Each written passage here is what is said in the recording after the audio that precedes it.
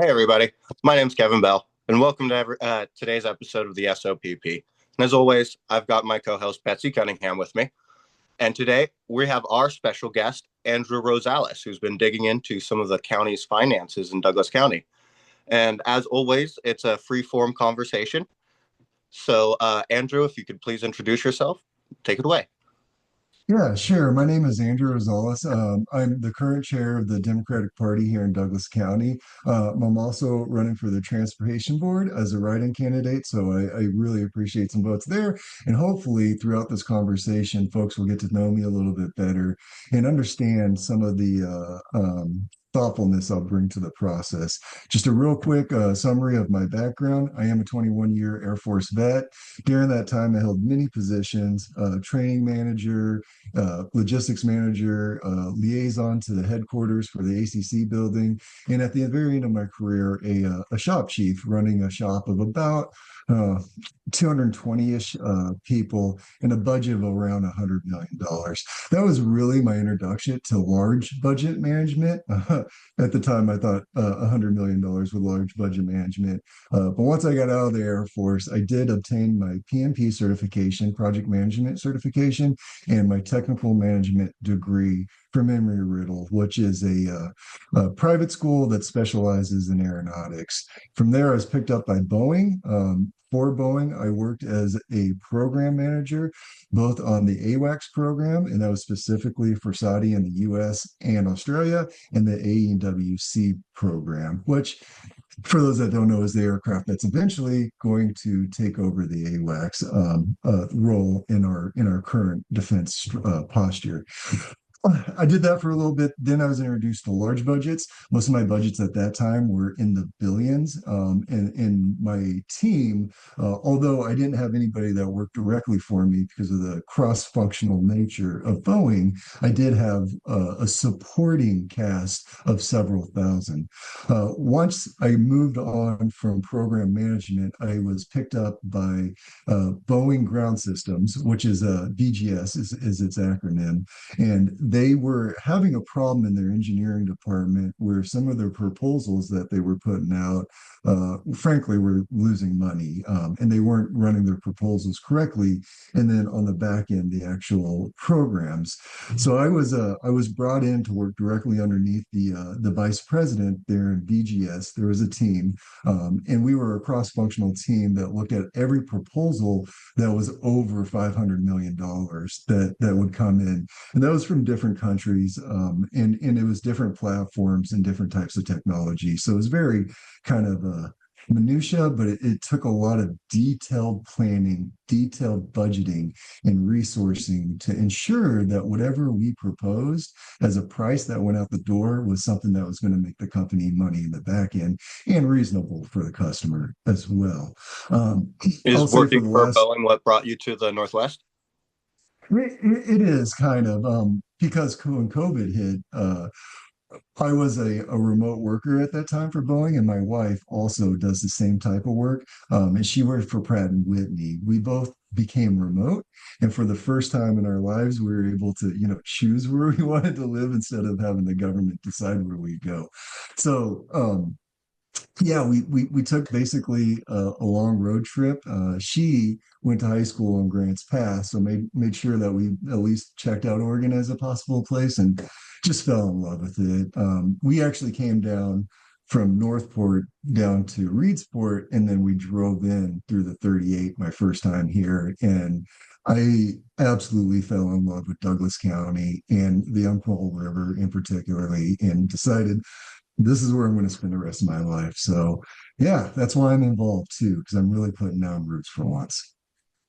I'm glad you've seen the whole area too, because living out on the coast, it kind of feels like we're the second cousin's third removed child. So it's nice. It's nice to have some experience everywhere, and I appreciate that. Can you Yeah, kind of talk absolutely. about what you're gonna tell us about today? You're muted, Betsy. So, yeah, actually, I was going to, yeah, and tell us what you're going to tell us about, but I'm interested in what piqued your interest in the budget. So if you give a little, background of, why you started to delve into that, which is something very recent, right? It wasn't on your It is. agenda 2 weeks ago, right, to do that. Yeah. So I'll be completely honest, and this is just the way it is in Douglas County, kind of. Whenever I moved here and I started to get to know people, you hear kind of these myths and rumors and gossip about, things that just kind of happen in the background in Douglas County that don't make a lot of sense. Well, I'm not a myth and rumor gossip type of guy. I'm a facts and data type of person. So I started digging into several things that looked a little fishy to me, including the Winchester Dam. There's a great YouTube video out on that, but this was also on the list. It became opportune because the county was having their budget meeting, so then we'd be able to kind of interface with them and ask some questions, and that's why I originally started looking at it. So yeah, to reiterate Kevin's earlier question, why don't you tell us kind of what you're going to cover and then go into it? Sure thing. Can you still hear me? My Yeah, I can hear you fine. computer made a weird noise. We're getting you just fine on our end. Oh, not through his headphones though.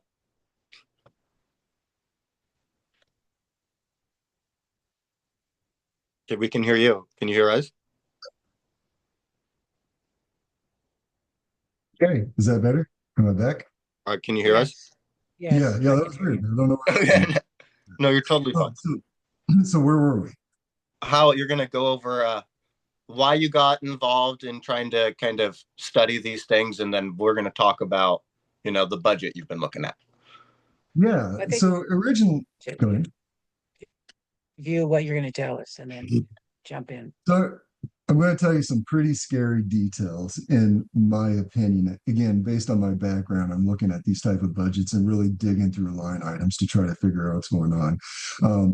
Again, a lot of things going on, so I just wanted to get past the myths and rumors and actually see what are the health of the county was.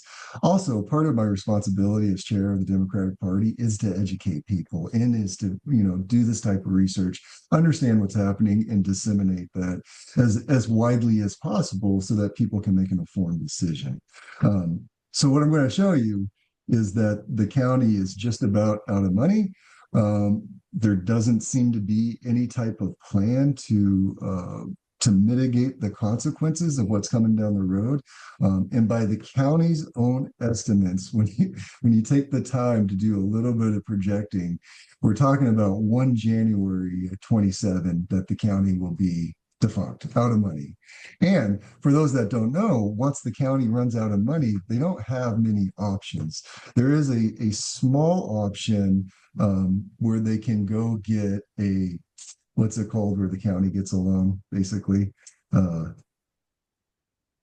Anyways, they can only get that up to $2 million, but they're not allowed to carry any debt larger than that, which means layoffs would start to happen pretty quickly, and projects would stop, and there would just be a lot of catastrophe that comes with the county running out of money.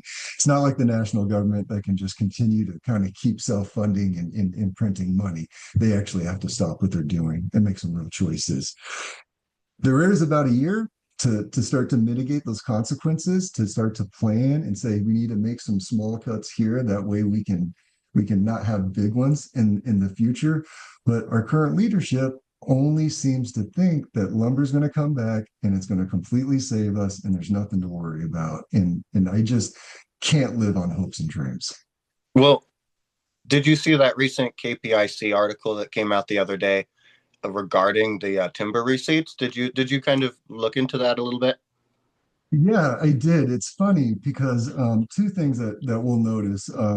Keep in mind in that article, he does say that they were talking about raising production by 63%.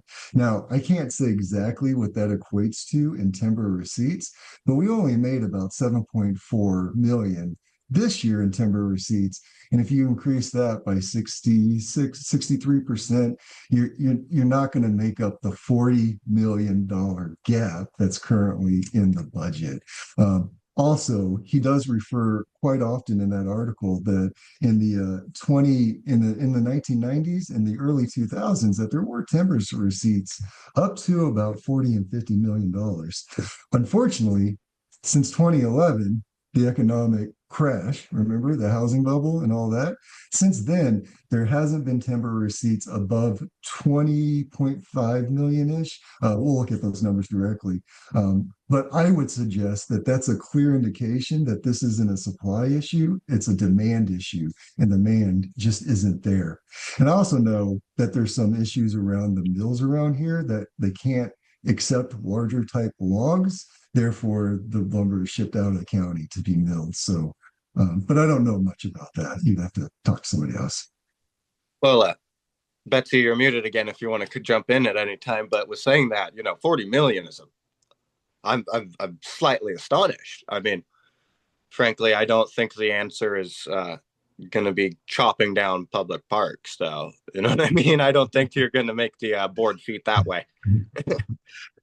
That's an interesting choice of words too, because one thing that you'll see if you go through the budget kind of line by line, you see that the parks was one of the few actual divisions that was making money, actually bringing in revenue. And then we all hear what happened up at Pass Creek, right? Wait, yeah, wait, I The hate to parks. interrupt you, but you Yeah, just brought up that the Parks Department is self-sufficient right now, and we're already yeah, and we're still cutting things. yeah. That's Wow. what. Yeah, yeah. It's misguided priorities. And of So, and course, Andrew, go ahead. Go ahead, I just Kevin. want to say that if we could get like that, we're gonna include the budget in the comments or a link in this video, so you Yeah. can also go through it yourselves and see what Andrew's talking about. And I So, encourage everybody to go double check my work. so why don't you go in and lead us through the budget so we can see where these numbers are and what the 7.4 million, the 40 million, the 20 million actually mean, Sure. from So the budget's perspective they're proposing right now. And you went to the budget committee meeting, but the next step is the county commissioners will review the budget in full and make a decision by the end of the fiscal year, which is June 30th, right? They have to vote on this budget by then. okay, so I believe everybody can see my screen. Will And you this zoom is in just a little actually, bit, please, I think I can. just for Oh, the viewers at home? Yeah. that was a lot of bit.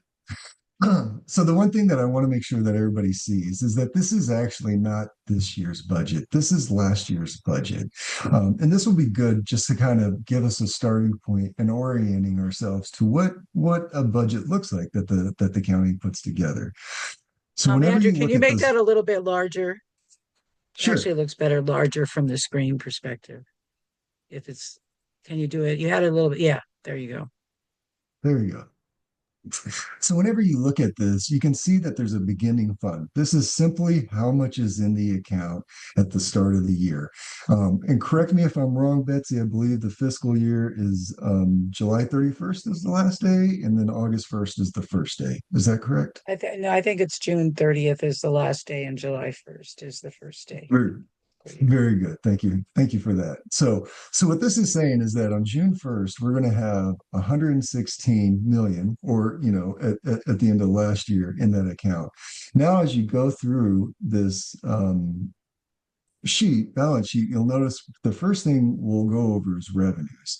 There's several types of revenues. The first two types are called Title One. Title One is revenue that's actually produced from the sale of lumber.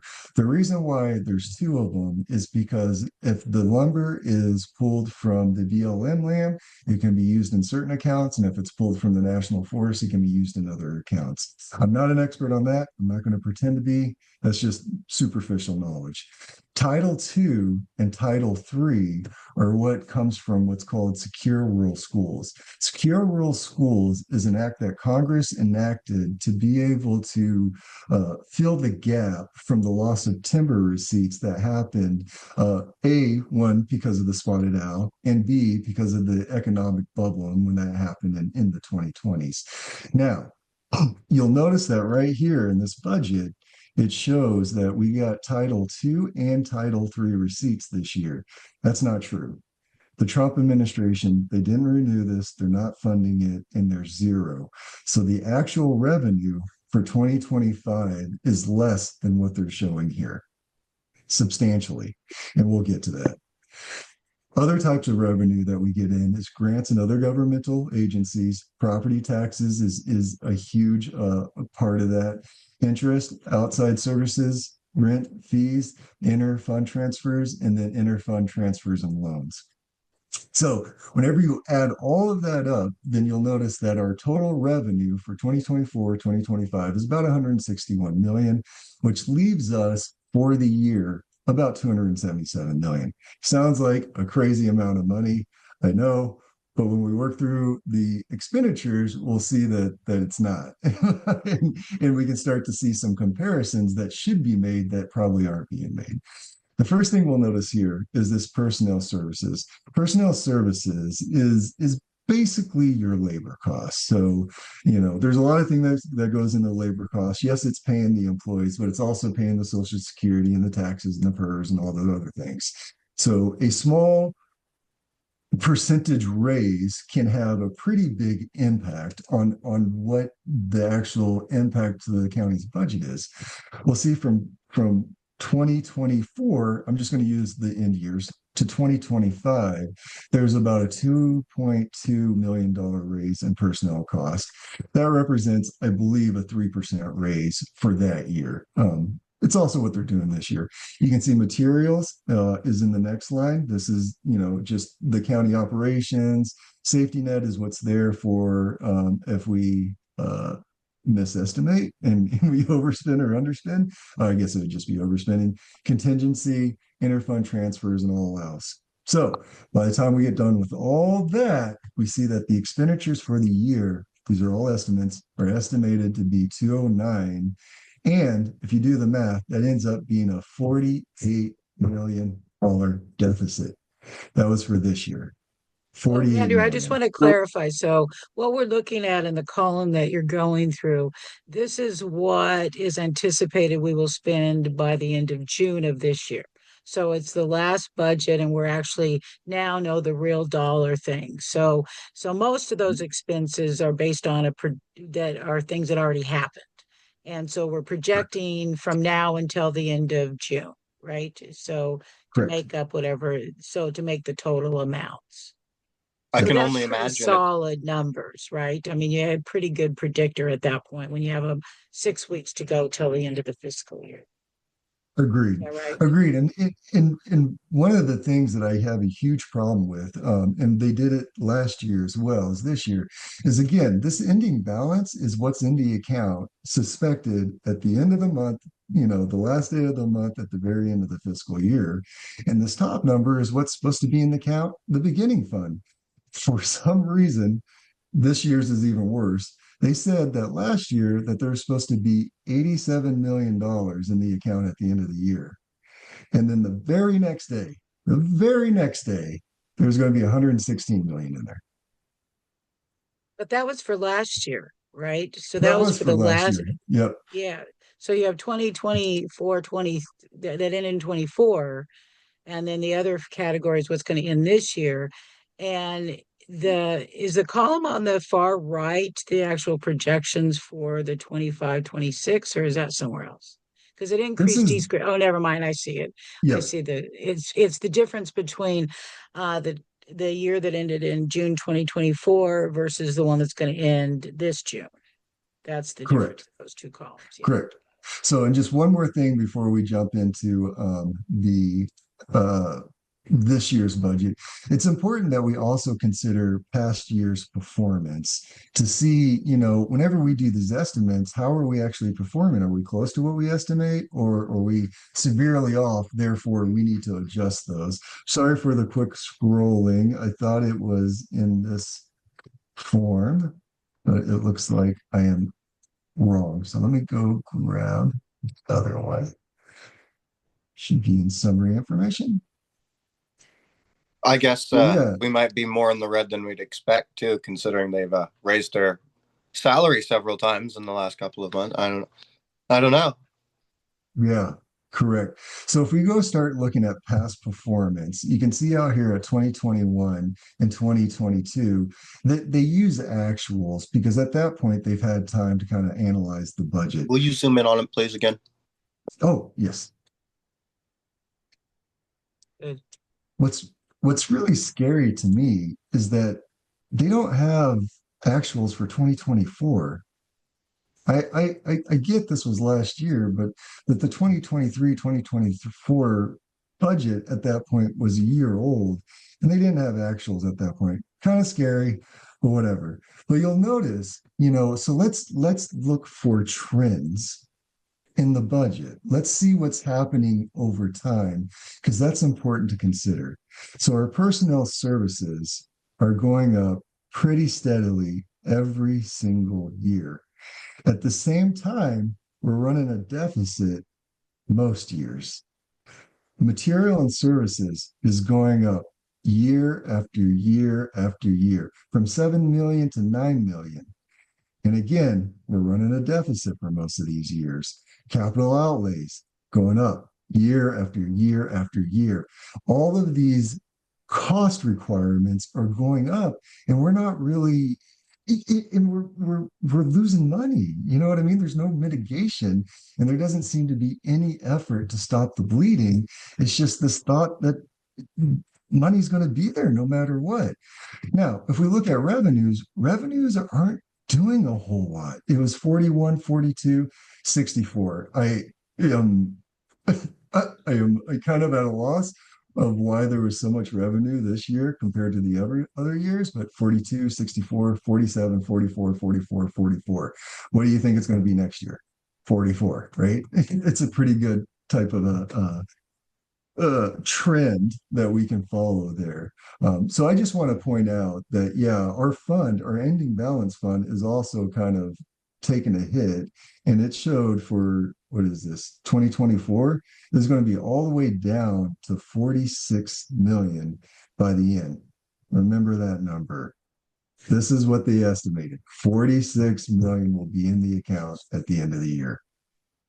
So now let's go jump to the 2026 budget.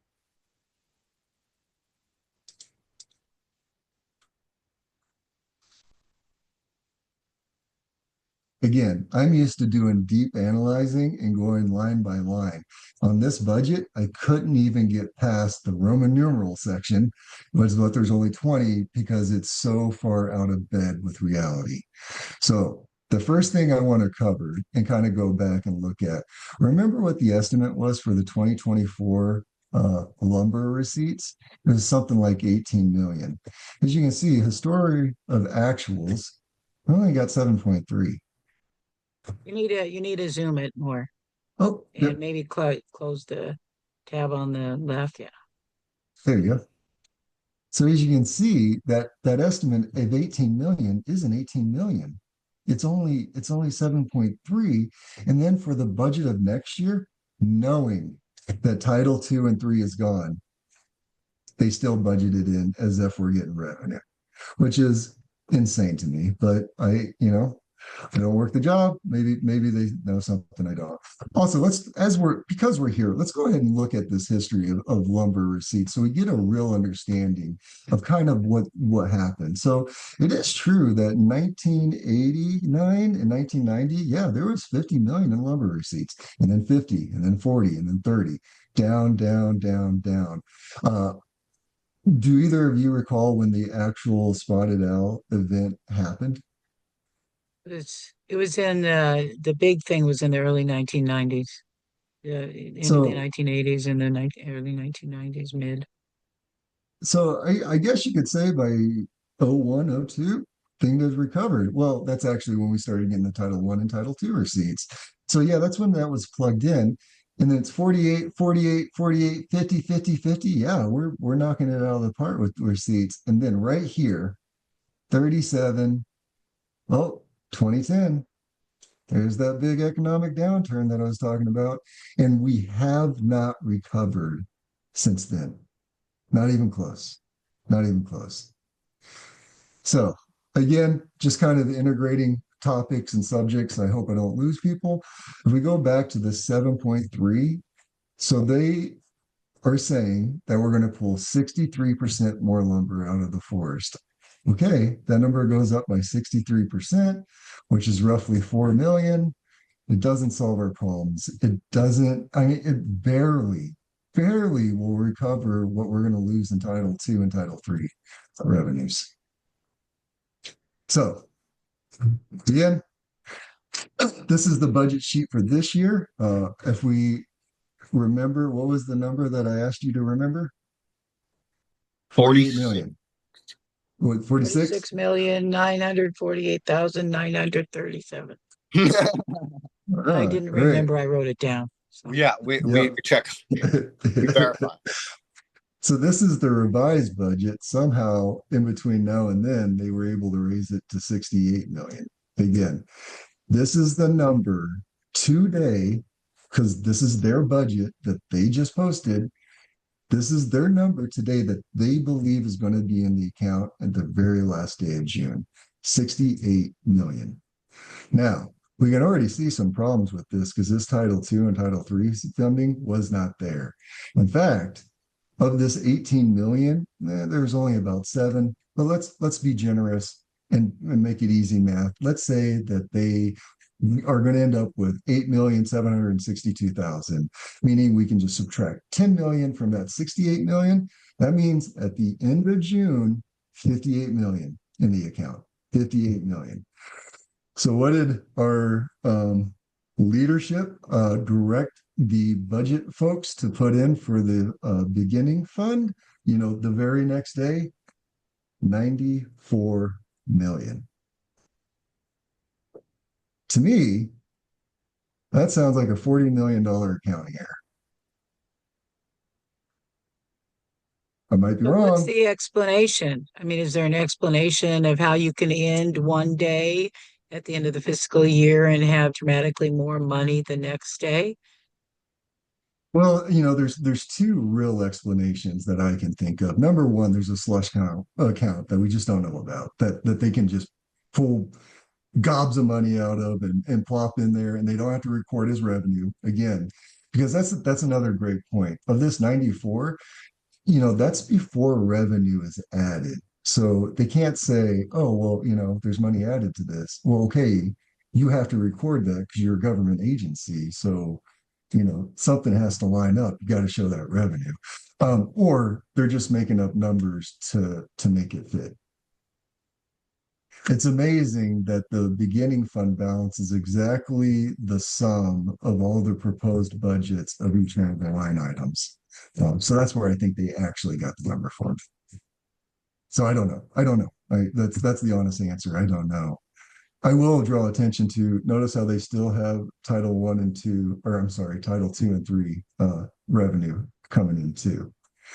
So let's take a step back. Let's just assume that my math based on their numbers is right. And instead of having 68, we have 58 and not 95. So 58 is what this number should be.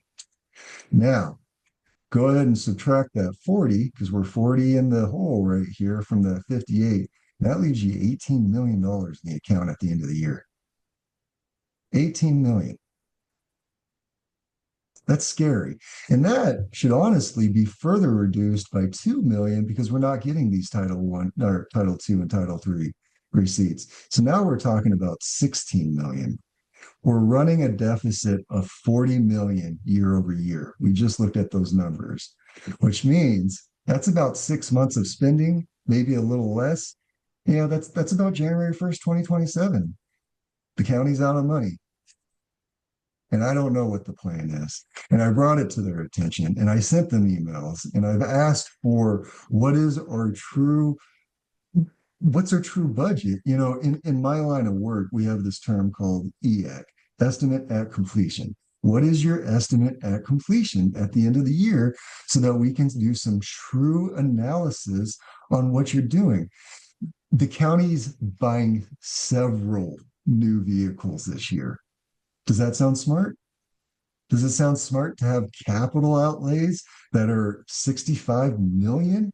or I'm sorry, forgive me, county operations that are 65 million. Is there no way to reduce that a little bit? That way people are going to hold on to their jobs, at the end of next year, right around Christmas time. Wouldn't that be wonderful? I'm just, I think you guys can hear the passion in my voice. It really does bother me that these are real people's jobs on the lines. And there seems to be this game of just push it underneath the rug and act like it's not there. And hopefully somebody will come save us. And nobody's coming to save us. We need to start making true mitigation efforts now. And the first thing to do to make those mitigation efforts is to be honest about our budget and where we sit. Because the one thing I can tell you is that we don't know what the hell is going on. Well, one thing I really would like to look at in relation to this budget is the county commissioners are always going on about the parks department, and it's a rigged justification for sell-offs and logging. And is there a specific line item where we could go and look at that and see, Yeah, there absolutely is. This is going to be a bit of a live demo though, because I didn't look at this budget specifically, but let's go look at it because it is something that should be looked at. So it looks like it's on page 78. So let's go to page 78. thank God for video editing. You're muted again, Betsy. I said, we're not editing this, but keep going. Okay, so this is the Parks Department kind of gross receipts, and you can kind of see. So really, if you read this budget, and it's always a bit of a gymnastics to try to figure out exactly how they lay things out. But if you look at this one, you'll see down here where it says general resources contributions required. So what it's saying is that this is how much money is needed from the general fund to be able to run this department this year. Anything in parentheses is a negative number.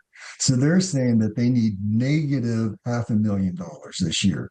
Or in another way of saying it, they can give $500,000 back to the general fund. So that's showing right there that it has been profitable. Apparently 2024-25, they were planning for it to be profitable of $1 million. So that's just kind of how you read that. And I can zoom in if you want.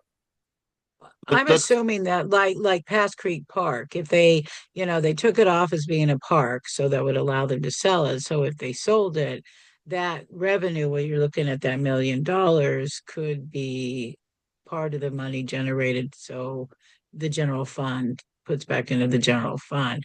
But do we know if any sales of those parks are involved in there? I mean, this budget doesn't show that, but is Well, there? it does get into some pretty detailed information. Oh, I It's see just, here. how Okay. how detailed do you want to get? So if we go through, let's start up here and we'll just work through it. And this will be a good exercise just for when folks want to go look at their own little pet projects or their departments or whatever. Let's talk about it and we'll talk about how to actually read this budget. So the first thing you'll notice is intergovernment resources. This is it's just revenue that they generate themselves. I believe I'm not actually sure where that comes from. I'll have to look that up. The charges, fees, rents, of course, other sales, that's revenue they generate themselves. So if you go across the revenue, you can see the different years, they're averaging 3.3, 3.3, jumps up to 4, 4.5, 4.1. Based on loose analysis, you could probably say this year is going to be like 3.5. Not take into account the recession that's about to happen, my opinion. But also personnel services, you can kind of see, okay, yeah, it's gone up over time. That's probably warranted because they're making money. The material services have gone up about the same pace as inflation. So, they've been pretty stable across time, which is good. Yeah, yeah. Salmon Harbor is costing a little bit of money, but they've been doing some real upgrades up there. And hey, if you're spending money in the right places and it's going to generate revenue, I'm all for it. as we scroll down, this gets a little more detailed in the departments and exactly where it's going. FTE is a measurement of heads. So this is how many employees they have. And you can see they had about 15, and then it's gone up. We all know that you can't have a 75% head or a 90% head. Those are often part-time employees that get you to that percentage. You can see your actual capital outlays, a shop truck, a pickup truck. So, okay. Okay. So this one got me already. See, this is why we can't go look at these. $40 million debt, and we're going to spend $100,000 on a shop truck. $100,000 on a shop truck. I shouldn't complain too much because they're actually making money. This is one of the departments making money, and kudos to whoever runs this department for being able to do that. And honestly, if I was in charge, I would probably allow them a little then leeway as well because they are generating revenue, and we need to lean on those agencies. But desperate times call for desperate measures. There should probably be some thoughtfulness to it as well. So if you Well, want to there's look at also actual, there's another thing. I just want to make a comment that sometimes that what government does, it's not there to make a profit, right? It's there to actually benefit the community. So some things actually may need grants or federal funding or other funding and not generate its own revenue. And parks might be one of them because that is our collective commons, right? So when you look at the budget, just my personal opinion, my concern is these things that are generating revenue are RV parks that price out a good significant port of Douglas County people being able to use it, right? The yeah, campgrounds that are, $45, to stay one night, and you look at the economic status of 50% of the people in Douglas County, they can't afford $45 a night. So it's all well right. and good to have this, capitalist view of profit and loss, but the profit for government is how it benefits the people. And I don't want that to I get lost in just the numbers.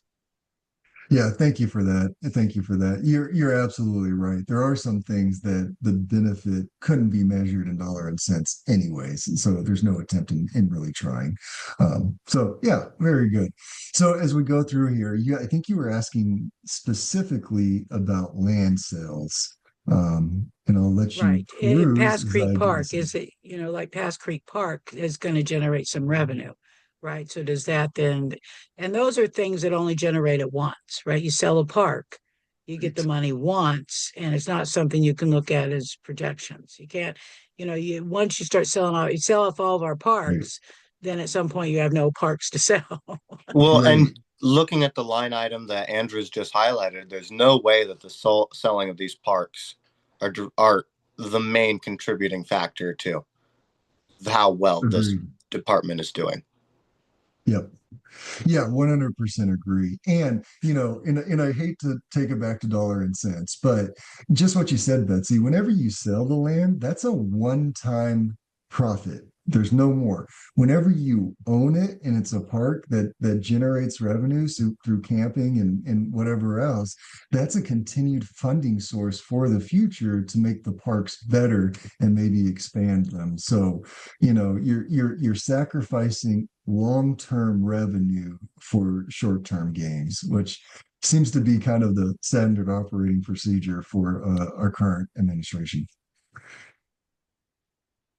Anything in particular you want to look at now? That was interesting. No, that Oh, was very interesting. yeah. Yeah, and anybody, this is public information. And I'm going to get back on my soapbox again for just a second. Not only is this public information, this is information that was paid for by your tax dollars.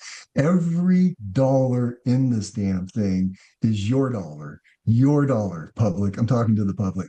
And you should be interested and you should take the time to know what's going on and make your voice heard. There's a lot of other businesses in this community than lumber. And let me just take a minute to actually talk about timber for a second. timber is an important part of Douglas County. It is always going to be an important part of Douglas County. It's going to be an important part of the U.S. And the raw material that wood is an important part of the world's economy, and it's always going to be there. But it is just not shown for the last 15 years plus to be a big enough revenue source to support the county. And we're going to suffer the consequences from just looking at timber. We should support timber. We should help timber. It should be a part of the community. We should celebrate everything that it's brought us.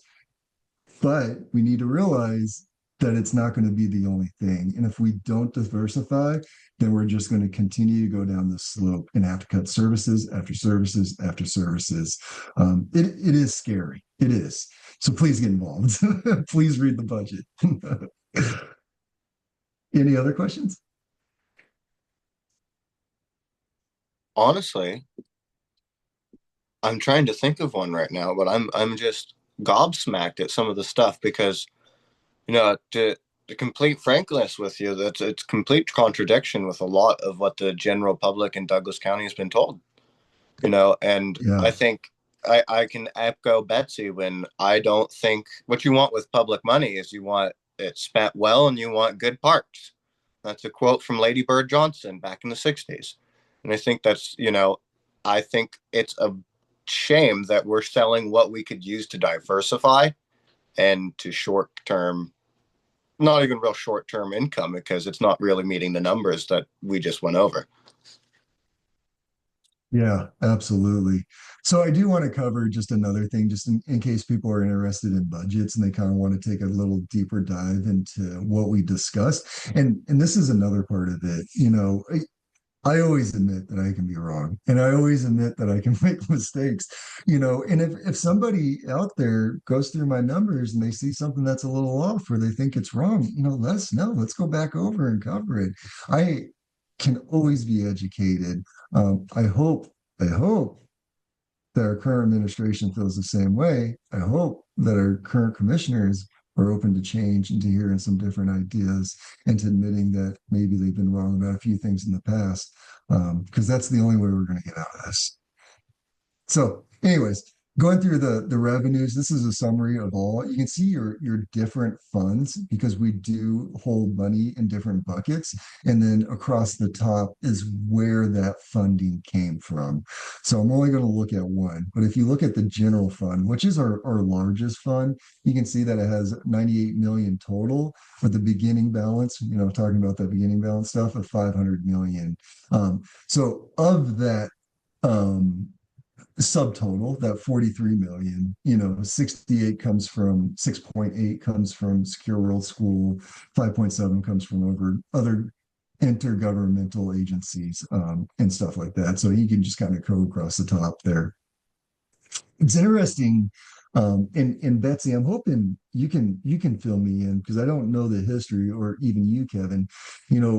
Right now our tax rate for this county is 1.1, and it's held there for as long as the information goes back. As far as I know, that's like the lowest, or one of the lowest in all of Oregon. Is there a reason why it's that low, and would the county benefit from raising it? Well, how they could raise it and what they can raise it, I really don't know an answer to that. But the information that I understand is that the county could have raised property taxes.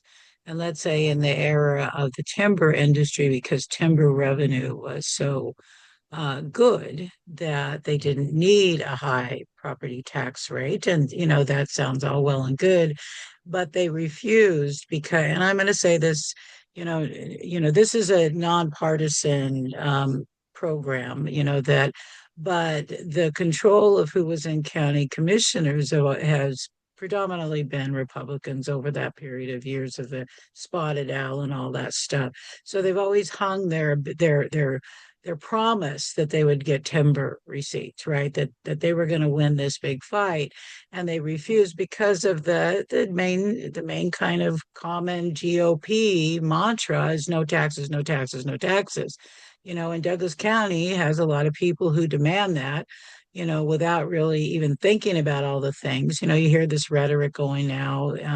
So that's part of it, is I think that the pandering to, the people who elected them to office resulted in us having one of the lowest tax rates, absolutely property tax rates in the state of Oregon.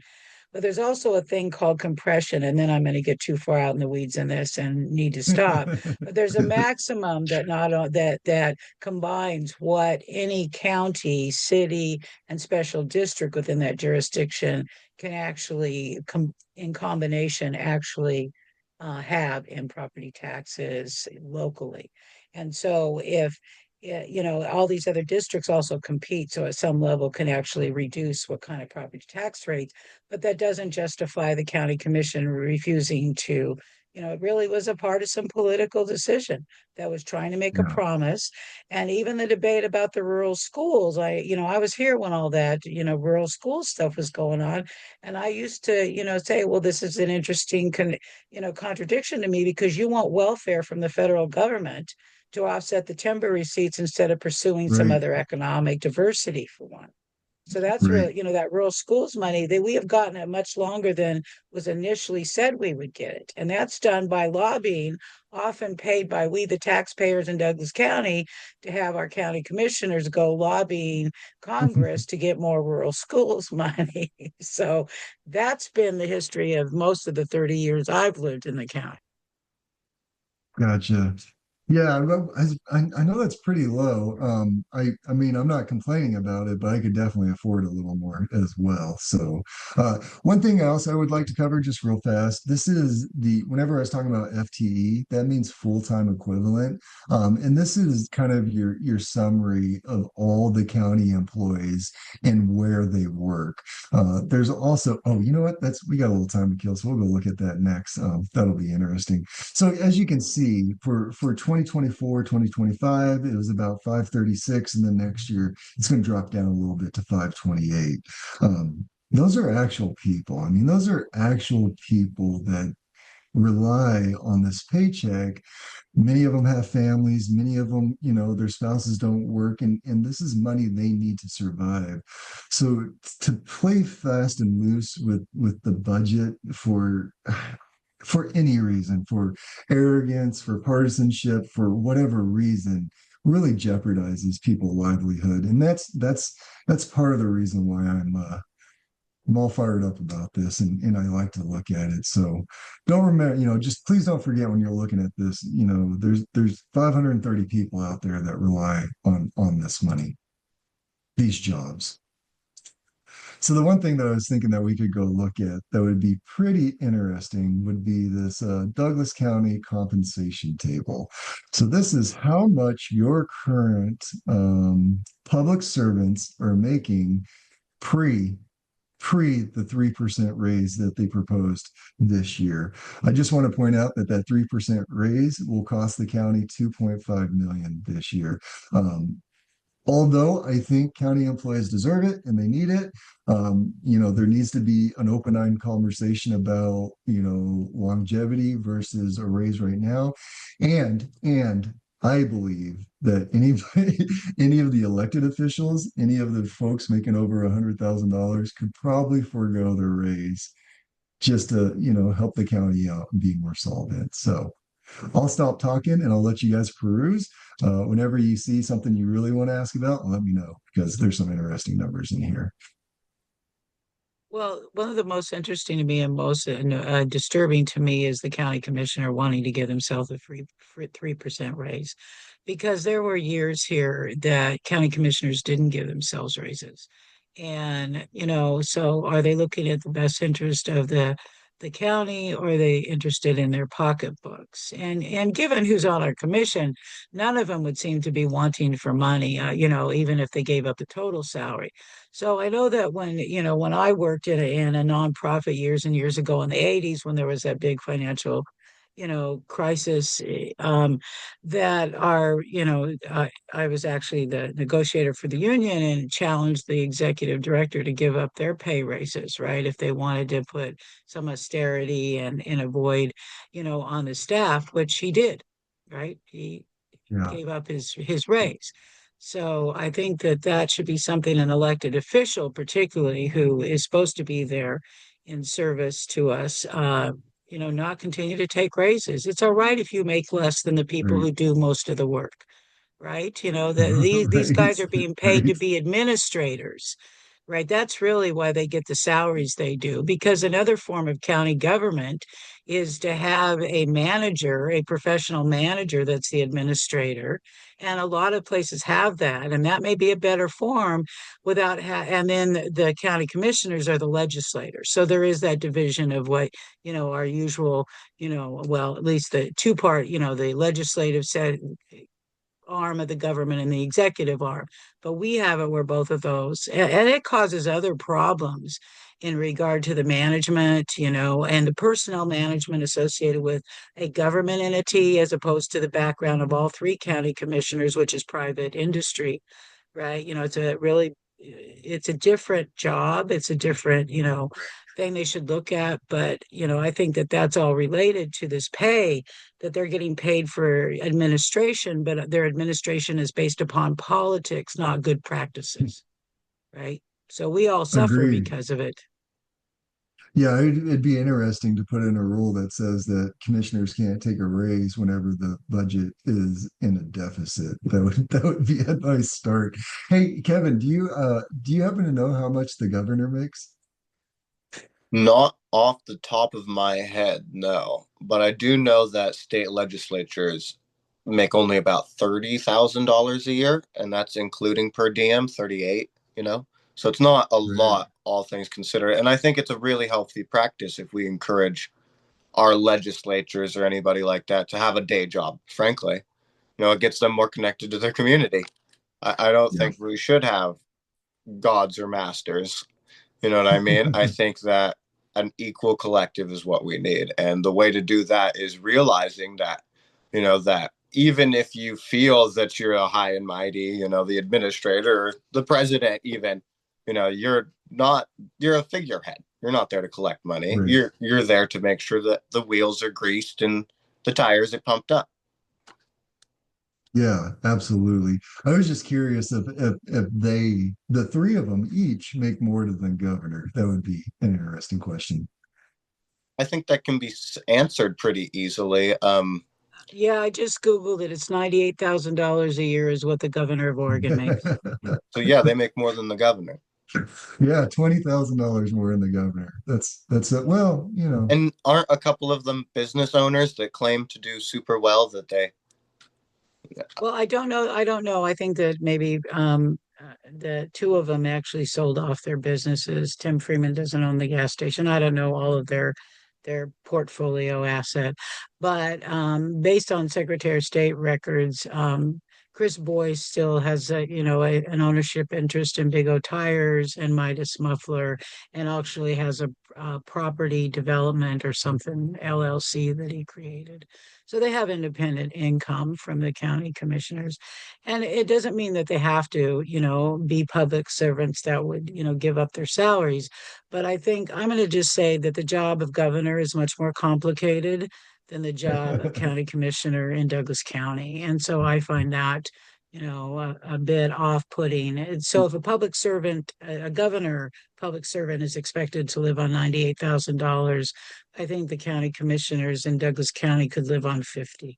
Well, it goes even farther than that. That across, even I live in Reedsport, for example, and it's been a big uproar about the city manager making so much money because the Reedsport doesn't draw in a lot of income because we're not part of Winchester Bay.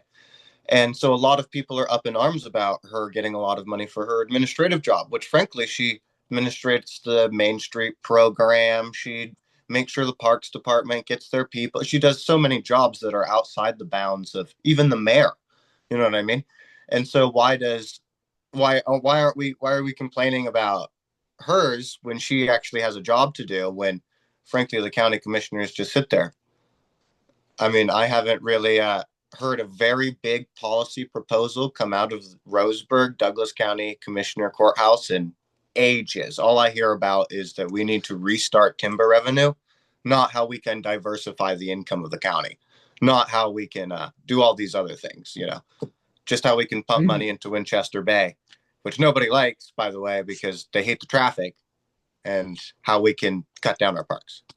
You know what we hear all the time is merit, merit, merit. We got to get away from DEI. We got to be merit based, merit based. A $40 million hole in the budget, and they still think that, hey, you know what? I probably need a raise because I'm doing so well. Not only a $40 million hole in the budget, then that's one thing. But the fact that there's such a disparity from the ending account to the beginning account is amateur. I'm just going to call it amateur. If I had ever walked into one of my vice president meetings, approval meetings, with something as I'm trying to be nice, but as idiotic as that, and try to pass it off as if, I can just create $30 million out of thin air because it suits my purposes and it makes me look at it better, is I wouldn't have been laughed out of the room. I literally would have been fired. Literally would have been fired, because that is the type of mistake that is just, it's unfathomable. If your total budget is $100 million and you make a $40 million mistake, you're off on your budget by 40%. That's unrecoverable.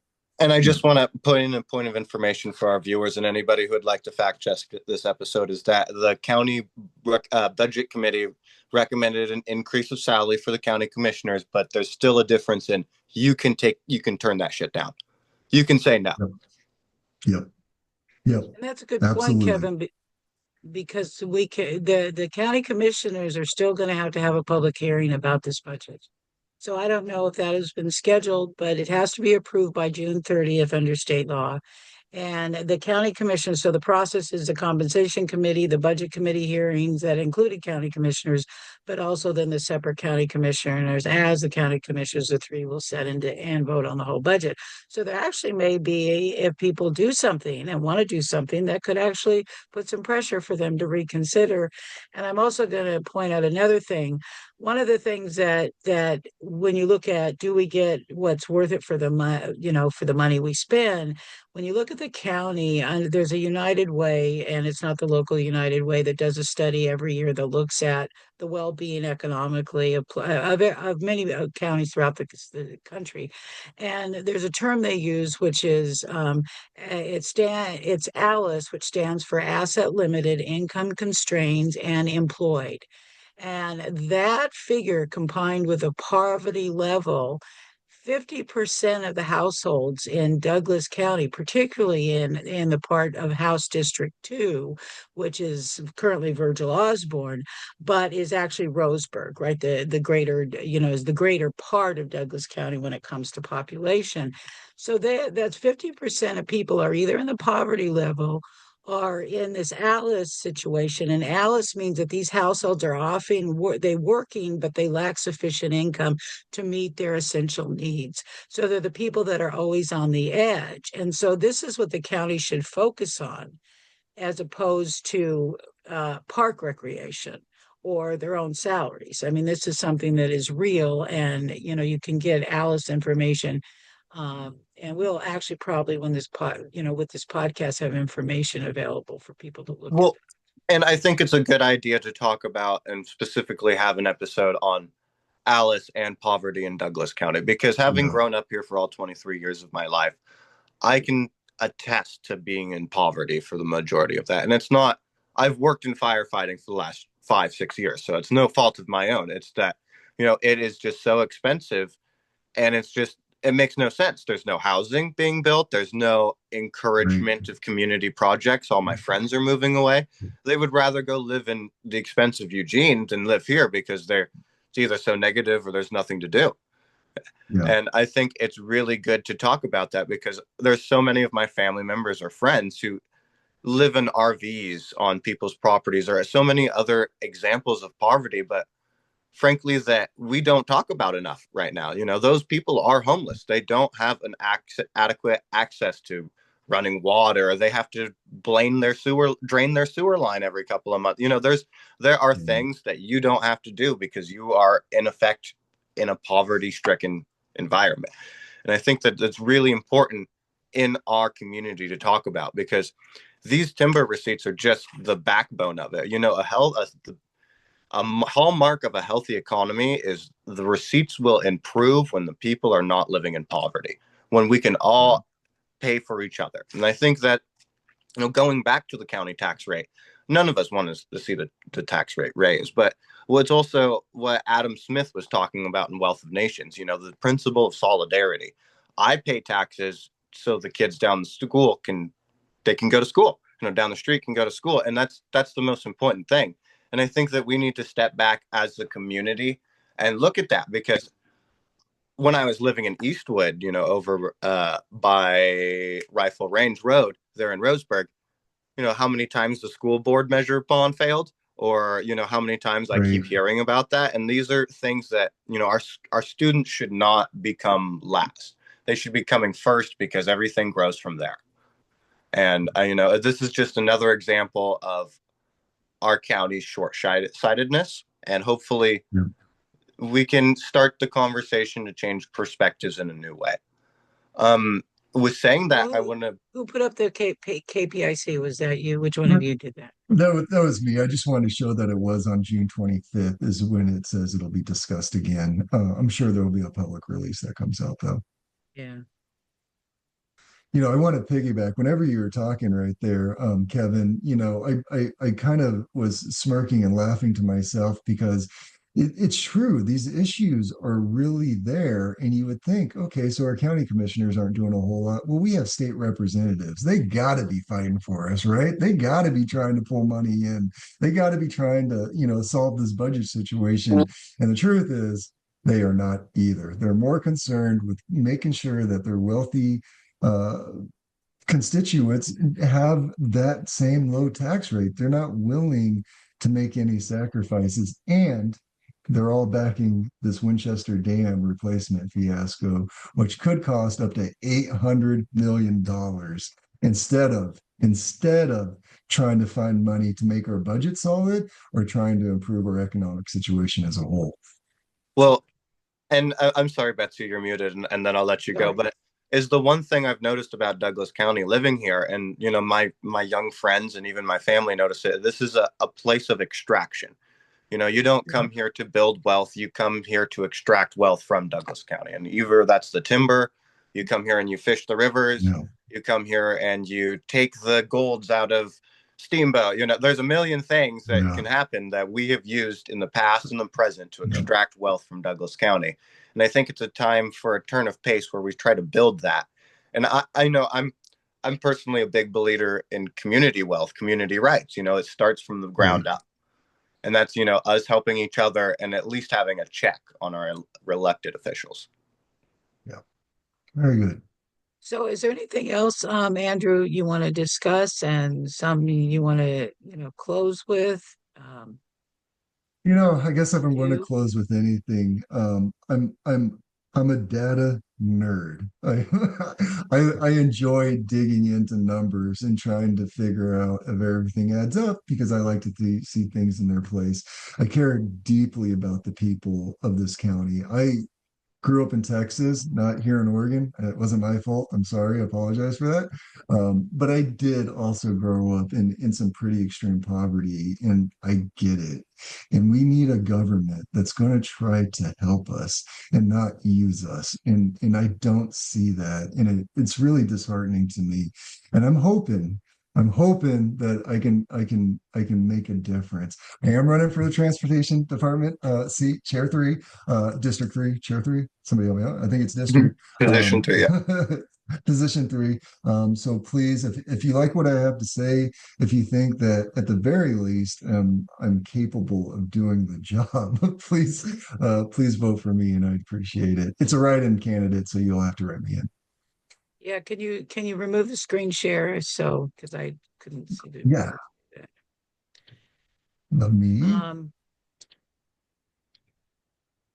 So we have information regarding a link to the budget, so you can go look at the data, some of the stuff that Andrew was sharing, and also even a little bit about the Alice that I mentioned, so people can start looking at that and thinking about this in the bigger context.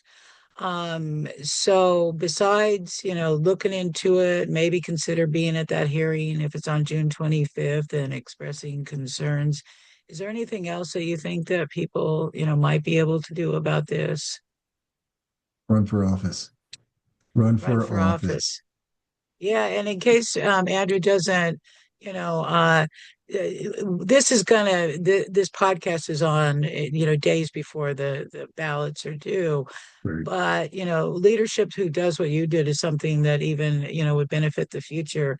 And, there is a county commission race. All three of them are up for election starting May of 2026. That's about a year from now. And so there is a way that we could change the complex of that, the complexion of Douglas County commissioners and what our budgets look like and what our priorities be. And the one way to do that is to replace the people who, are appear to be mismanaging or certainly not managing in the interest of the general well-being of everybody in the county.